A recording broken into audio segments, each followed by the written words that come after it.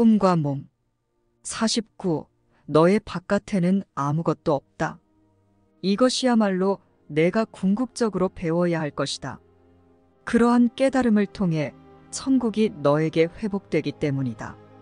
하느님은 오로지 천국만을 창조하셨으며 천국을 떠나거나 당신과 떼어놓지 않으셨다.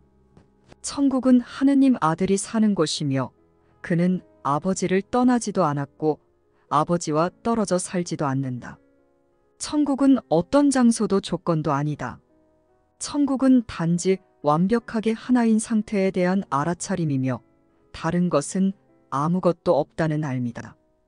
이 하나인 상태의 바깥에는 아무것도 없고 그 안에도 다른 것은 아무것도 없다. 50. 하느님이 당신에 대한 알 외에 과연 무엇을 주실 수 있겠는가? 주실 것이 다른 무엇이 있겠는가? 내가 다른 무언가를, 너 자신의 바깥에 있는 다른 무언가를 주고 얻을 수 있다고 믿음으로써 너는 천국에 대한 알아차림과 너의 정체를 잃는 대가를 치렀다. 게다가 너는 내가 깨닫는 것보다 더 이상한 일도 저질렀다. 너는 너의 죄를 너의 마음에서 몸으로 옮겨 놓았다. 하지만 몸은 죄가 있을 수 없다. 몸은 그 자체로는 아무것도 할 수 없기 때문이다. 너희가 자신의 몸을 증오한다고 생각한다면 너희 자신을 속이는 것이다. 그럴 때 너희는 사실 자신의 마음을 증오하는 것이다.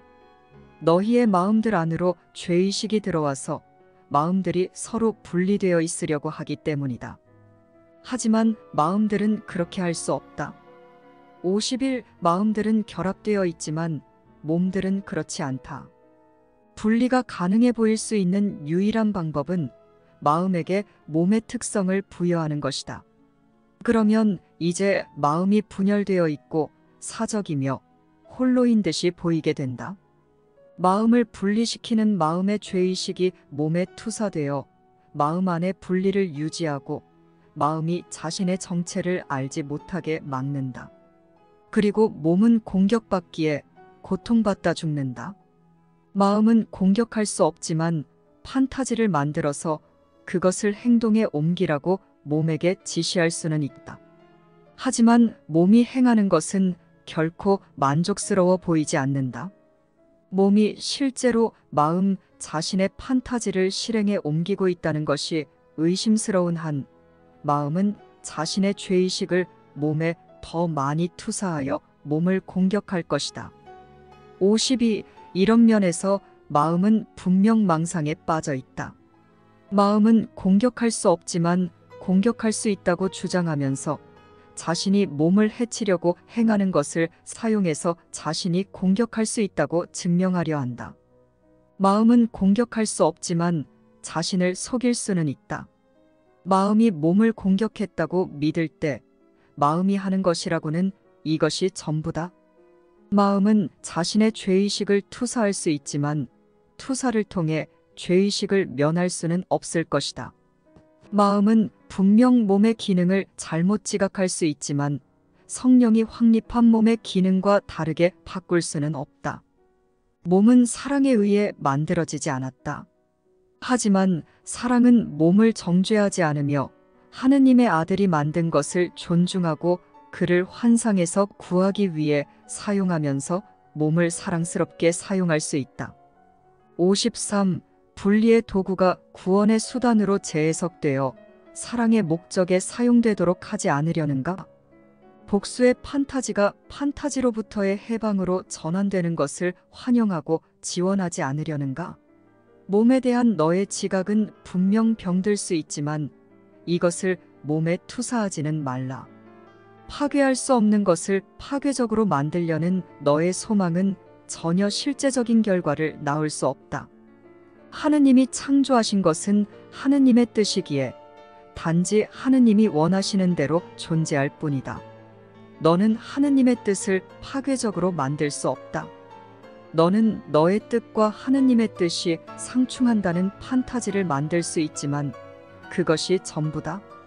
54. 몸을 죄의식의 희생양으로 사용하여 공격을 지시하고는 내가 하라고 시킨 것 때문에 비난하는 것은 정신 이상이다. 판타지를 실행에 옮기는 것은 불가능하다. 그것은 여전히 내가 원하는 판타지이며 판타지는 몸의 행위와는 아무런 관련도 없기 때문이다. 몸은 판타지를 꿈꾸지 않으며 판타지는 몸을 자산이 될 수도 있는 곳에서 부채로 만들어버린다. 판타지는 너의 몸을 약하고 쉽게 상처받고 믿을 수 없으며 내가 몸에 부여한 증오를 받아 마땅한 적으로 만들어버렸기 때문이다. 이로 인해 너에게 무슨 일이 일어났는가? 너는 내가 증오하는 이것, 복수의 도구이자 내 죄의식에 지각된 근원인 이것과 동일시했다. 너는 아무런 의미도 없는 것에게 그렇게 하고는 그것을 하느님 아들의 처소라고 선포하고 그것이 하느님의 아들을 등지게 했다. 55. 이것이 바로 내가 만든 하느님이 머무시는 집주인이다. 그러나 증오를 숨겨주는 곳, 그리고 내가 복수와 폭력, 죽음의 씨앗을 뿌린 거처에는 하느님도 그의 가장 거룩한 아들도 들어갈 수 없다. 내가 너의 죄의식을 섬기라고 만든 이것이 너와 다른 마음들 사이에 서 있다. 마음들은 정령 결합되어 있지만 너는 마음과 동일시하지 않는다. 너는 내가 추방되어 그 누구도 도달할 수 없는 분리된 감옥에 갇혀 있어서 누군가 다가와도 손조차 내밀 수 없다고 본다. 너는 내가 만든 이 감옥을 증오하여 파괴하려 한다. 그러나 그 감옥을 파괴하지 않고 내버려 둔 채 그 감옥에 너의 죄의식을 덮어 씌우지도 않고 그저 빠져나오려고 하지는 않는다. 56. 하지만 너는 오로지 그런 방법을 통해서만 벗어날 수 있다. 복수의 집은 내 것이 아니다. 너의 증오를 보관하려고 따로 떼어둔 곳은 감옥이 아니라 너 자신에 대한 환상이다. 몸은 마음의 영원한 특성인 보편적인 소통에 부과된 한계다. 그러나 소통은 내적인 것이다. 마음은 서로에게 다가가는 다른 부분들로 구성되어 있지 않다. 마음은 자기 자신에게 다가간다. 마음은 바깥으로 가지 않는다. 마음은 자신 안에서 한계가 전혀 없으며 마음 바깥에는 아무것도 없다. 마음은 모든 것을 포함한다. 마음은 너를 완전히 포함한다. 마음은 너를 자신 안에 포함하고 자신을 내 안에 포함한다.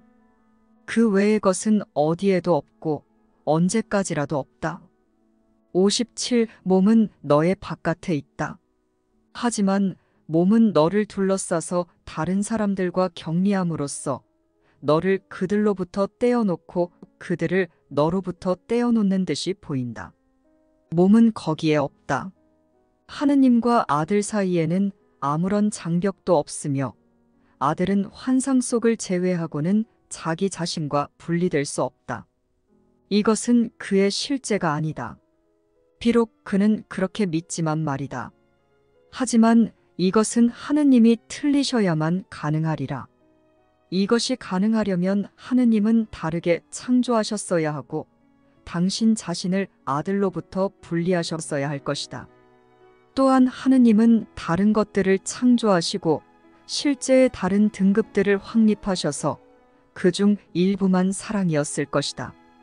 하지만 사랑은 영원히 그 자체와 같아서 영원히 변함없고 영원히 대체품이 없어야 한다. 따라서 사랑은 정녕 그러하다. 너는 너를 둘러싼 장벽을 세울 수 없다. 하느님은 당신과 너 사이에 아무런 장벽도 세우지 않으셨기 때문이다. 58. 너희는 손을 내뻗어 천국에 가다올 수 있다. 서로 손을 맞잡은 너희는 몸 너머로 뻗어가기 시작했지만 그것은 너희 자신 밖으로 가지 않고 너희가 공유하는 정체에 함께 도달하는 것이다. 이것이 너희 바깥에 있을 수 있겠는가? 하느님이 계시지 않는 곳에?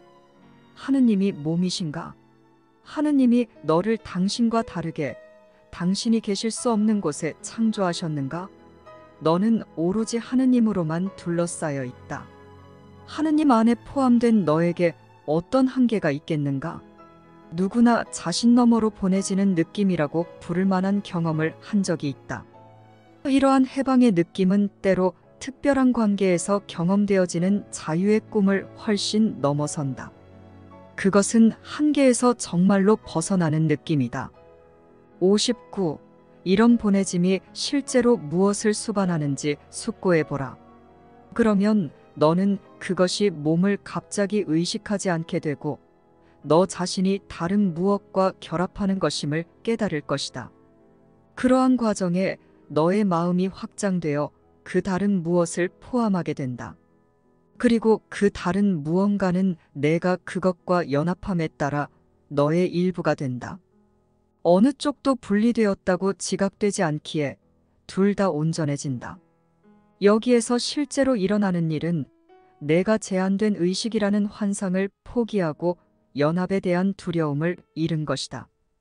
두려움을 즉시 대체하는 사랑이 너를 해방한 것으로 확장하여 그것과 연합한다. 이것이 지속되는 한 너는 자신의 정체를 의심하지 않을 것이며 그것을 제한하려 하지도 않을 것이다. 너는 두려움에서 벗어나 평화로 가서 실제에 대해 아무런 질문도 하지 않고 그저 받아들였다.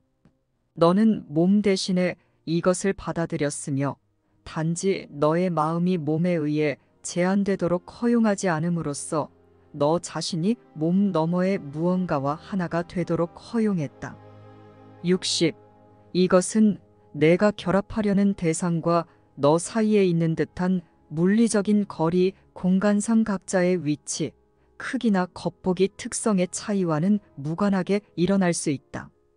시간도 아무런 관련이 없다.